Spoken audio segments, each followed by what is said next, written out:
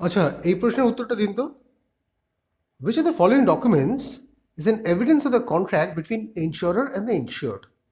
মানে এই যে চারটে ডকুমেন্টে দেওয়া আছে, এর মধ্যে কোনটা কন্ট্রাক্ট যে হয়েছে ইন্স্যুরার আর ইন্স্যুরের মধ্যে তার এভিডেন্স?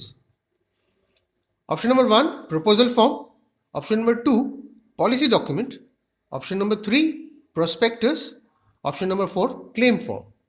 এই চারটের মধ্যে কোনটা কারেক্ট আনসার বলুন তো?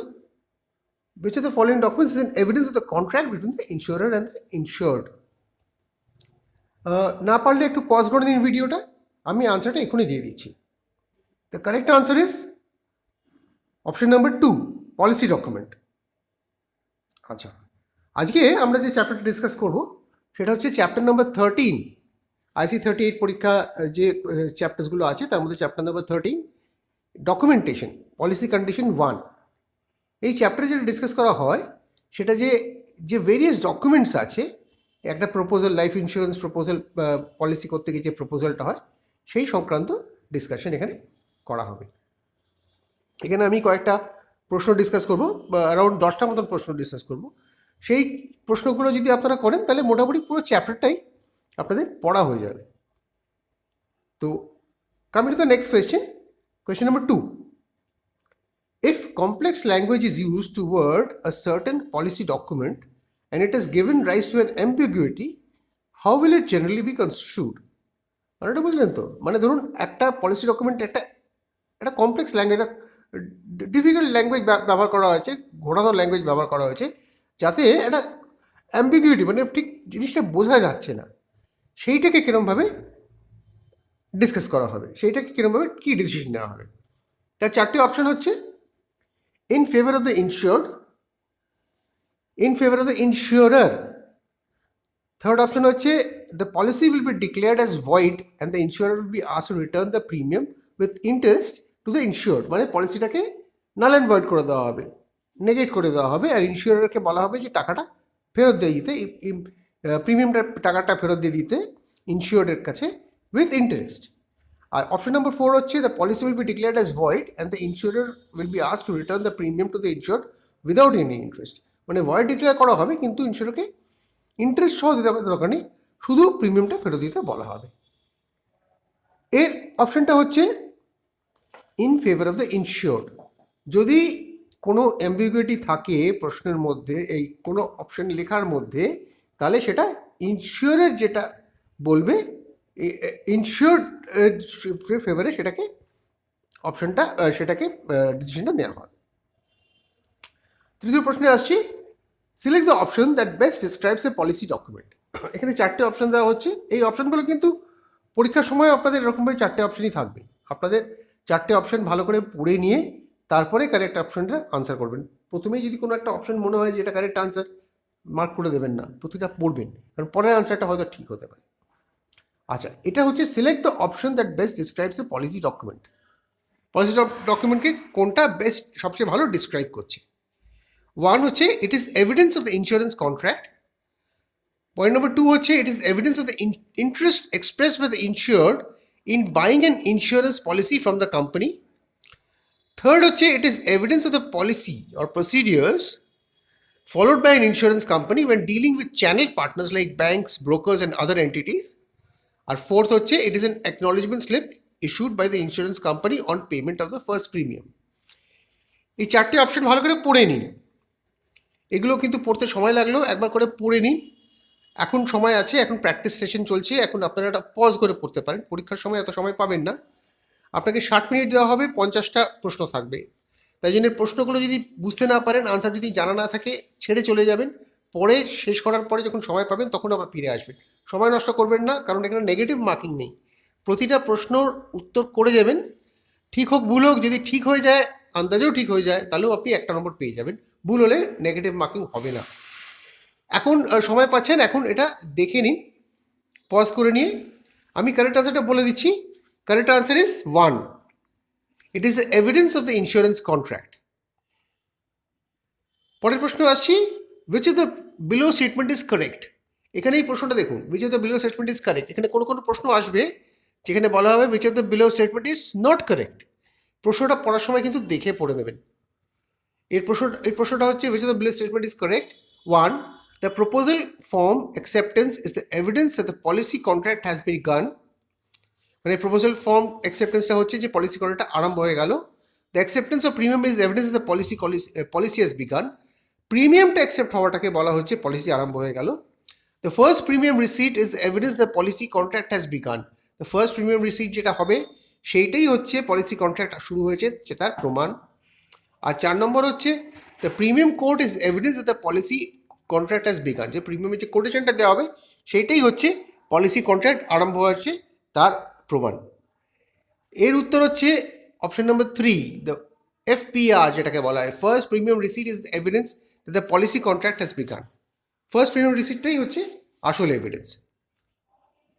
পরের প্রশ্নে আসছি, question number 5. For the subsequent premiums received by the insurance company after the first premium, the company will issue a blank. মানে প্রথম প্রিমিয়ামটা দেবার পরে যে সাবসিকুয়েন্ট যে পরে যে প্রিমিয়ামগুলো দেওয়া হবে সেইটাকে কি বলা হয়? Revival premium receipt, restoration premium receipt, reinstatement premium receipt না রিনিউয়াল প্রিমিয়াম রিসিপ্ট? এই চারটের মধ্যে কোনটা বলা হয়? অপশনগুলো যদি না পারেন তাহলে একটু পজ করে দেখে নিয়ে উত্তরটা দিন। এর উত্তরটা হচ্ছে option number 4, renewal premium receipt. পরের প্রশ্নে আসছি, what will happen if the insured person loses the original life insurance policy document? যদি ইনসিওর্ড পারসন তার পলিসি ডকুমেন্ট হারিয়ে ফেলে তার কি হবে? কি অপশনস আছে? প্রথম অপশন হচ্ছে the insurance company will issue duplicate policy without making any changes to the contract. Insurance company duplicate policy issue করবে কোনো চেঞ্জ না করে কন্ট্রাক্টে। The insurance company contract will come to an end. Insurance কন্ট্রাক্টটা শেষ হয়ে যাবে। থার্ড অপশন হচ্ছে the insurance company will issue a duplicate policy with renewed terms and conditions based on the current health declaration of the life insured. মানে current health যে condition আছে তার উপর বেস করে আরেকখানা ডুপ্লিকেট পলিসি ইস্যু করবে। এর উত্তরটা কি বলুন তো? এর উত্তরটা খুব সোজা। এর উত্তরটা হচ্ছে option number 1, the insurance company will issue a duplicate policy without making any changes to the contract. কোনো চেঞ্জ না করে আবার ডুপ্লিকেট পলিসি ইস্যু করে দেবে। কোয়েশ্চেন নাম্বার 7 আসছি, which of the below statement is correct? The policy document has to be signed by a competent authority but need not be compulsorily stamped according to the Indian Stamp Act. এগুলো কিন্তু বড় বড় করে আছে, এগুলো সবকটা পড়বেন ভালো করে। ছোট ছোট ডিফারেন্স আছে একটা প্রতিটা অপশনের মধ্যে। এই ডিফারেন্সগুলো ভালো করে বুঝে তারপর উত্তরটা দিন। অপশন নাম্বার 2 হচ্ছে the policy document has to be signed by a competent authority and should be stamped according to the Indian stamp Act. আগেটা ছিল কম্পালসারিলি করতে হবে, কিন্তু need not be compulsory stamp by the Indian stamp Act. Compulsory করতে হবে না, Indian stamp act already করতে হবে না, কিন্তু কম্পিটেন্ট অথরিটির সই চাই। এখানে কিন্তু বলছে sign by the competent authority and should be stamped according to the Indian stamp act, দুটোই করতে হবে। 3 নম্বর হচ্ছে the policy document need not be sign by the competent authority but should be stamped according to the Indian stamp act. মানে সইটা competent আপনি না করলেও চলবে, কিন্তু ইন্ডিয়ান স্ট্যাম্প অ্যাক্টের অনুযায়ী সেটাকে করতে হবে। 4 নম্বর হচ্ছে the policy document neither needs to be sign by competent authority nor it needs to be compulsory. কোনোটাই এখানে প্রয়োজন নয় সেটা বলছে। এর আসল উত্তরটা কি বলুন তো? এটা ভালো করে পড়ে নিয়ে তারপর উত্তরটা দিন, না পারলে আমি দিয়ে দিচ্ছি। এর উত্তরটা হচ্ছে option number 2, the policy document has to be sign by a competent authority. Sign তো করতেই হবে, তাছাড়া should be stamped according to the Indian stamp act. Indian stamp act অনুযায়ী সেটাকে স্ট্যাম্পও করতে হবে। পরের প্রশ্নে আসছি, which of the below forms the first part of a standard insurance policy document? First পার্টটা কোনটা এই চারটের মধ্যে? Policy schedule, standard provisions, specific policy provisions, claim procedure. এর মধ্যে first part insurance standard insurance policy কোনটা? এটা উত্তর সোজাই আছে, option number 1, policy schedule. Policy schedule is the first part of a standard insurance policy document. Question number 9 আসছে, in a standard insurance policy document, the standard provisions section will have the information on which of the below? এই চারটের মধ্যে কোনটার উপরে standard প্রভিশনের সেকশনের information থাকবে? Date of commencement, date of maturity and due date of the last premium, name of the nominee হচ্ছে second option. Third option হচ্ছে the rights and privileges and other conditions which are applicable under this contract. 4 নম্বরটা হচ্ছে signature of the authorise signatory and the policy stamp. এই 4টে পড়ে নিন option, করে চিন্তা করে দেখুন, না পারলে একটু ভিডিওটা পজ করে দেখুন। পরীক্ষার সময় যদি না পারেন ছেড়ে বেরিয়ে চলে যাবেন, পরে ফেরত চলে আসবেন, এসে ঠান্ডা মাথায় যখন সময় থাকবে হাতে তখন চিন্তা করবেন, যেগুলো পারবেন সেগুলো আগে উত্তর দিয়ে দেবেন। এর উত্তরটা হচ্ছে option number 3, the rights and privileges and other conditions which are applicable under the contract. এইটা হচ্ছে স্ট্যান্ডার্ড প্রভিশন সেকশনে যে ইনফরমেশনগুলো থাকে সেইগুলো। এখন শেষ প্রশ্নে আসছি। A clause precluding death due to pregnancy for a lady who is expecting at the time of writing the contract will be included in which section of a standard policy document?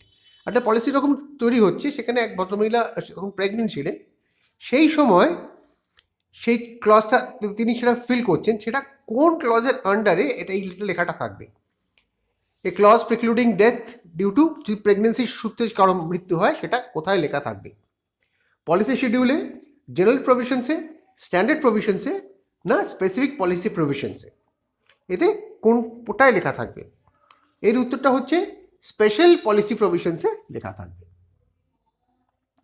আচ্ছা, এরপরে আমি একটা summary করে দিয়েছি, এই সামারিগুলো পড়লেও আপনি basic এই চ্যাপ্টারটা জানতে পেরে যাবেন। আর এই 10টা প্রশ্ন যদি করেন তাহলে সেটা পুরোটাই চ্যাপ্টারটা কভার করে দিচ্ছে।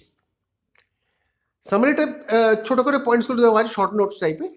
আচ্ছা, প্রথম পয়েন্টটা হচ্ছে an insurance contract commences when the life insurance company issues a first premium receipt. FPR issue করা হয় তখনই লাইফ ইন্স্যুরেন্স কন্ট্রাক্টটা শুরু হয়ে যায়। FPR is the evidence that the policy contract has begun. এটাই হচ্ছে পলিসি শুরু হওয়ার evidence.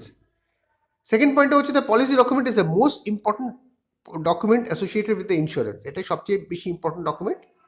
It is the evidence of the contract between the assured and the insurance company. যিনি করেছেন আর ইন্স্যুরেন্স কোম্পানির মধ্যে কন্ট্রাক্টের এটা এভিডেন্স, এটা প্রমাণ। The standard policy document typically has 3 parts which are the policy schedule, standard provisions and the policy specific provisions.